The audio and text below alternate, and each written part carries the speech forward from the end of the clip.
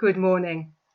On the seventh Sunday after Trinity, the readings are Luke 12, 13 to 21 and Colossians 3, 1 to 11.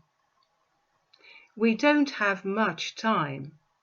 There's this funny conundrum that on average we live longer, but we still feel we need to hurry and worry for all the things that life may demand. Or perhaps I should say, all the things that the world may demand.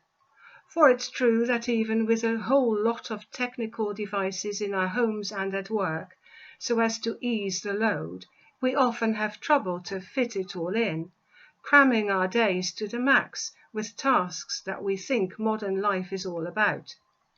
Is this how we were meant to live? Of course, there are duties and things that simply need attention, and we do need to set goals. But it's all a bit about perspective and proportion. In some cases, we've run ourselves off track. So what can the remedy be? Jesus was addressed by a man who said, "Teacher, tell my brother to divide the family inheritance with me." According to the law, the oldest son always received double the share of the younger, but I guess that the younger didn't appreciate this rule or its reason. But Jesus doesn't oblige. Instead, he asks, "Friend, who set me to be a judge or arbitrator over you?" He knows the real reason for the question, greed, and he takes it up as an opportunity to teach against it in the parable of the rich fool. The story is about a man who was rich already, but acquired even more wealth, so he decided to build a bigger storehouse to keep it all in. He was pleased with this arrangement and told himself that from now on he was going to take it easy, living it all up. But God said to him, "You fool! Only this very night your life will be taken away, and then what's going to happen with all your wealth?" So it is, says Jesus, with those who store up treasures for themselves, but are not rich toward God.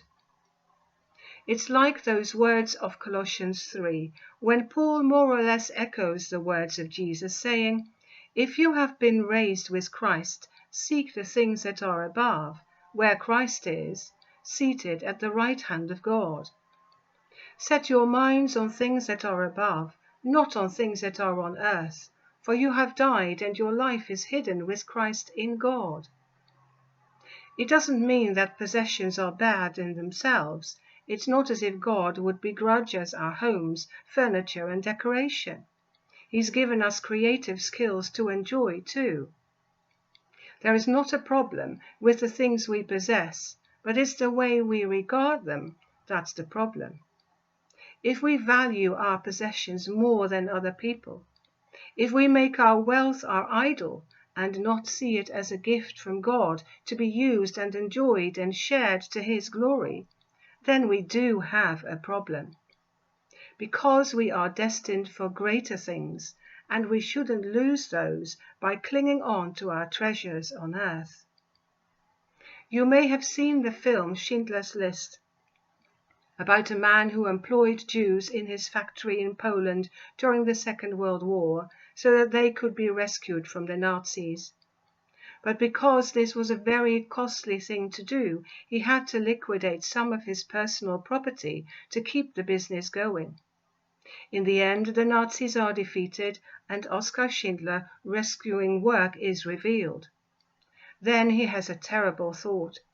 Although many lives were saved by his giving up his wealth, he realizes that he could have saved a few more if he'd given up his last few personal possessions.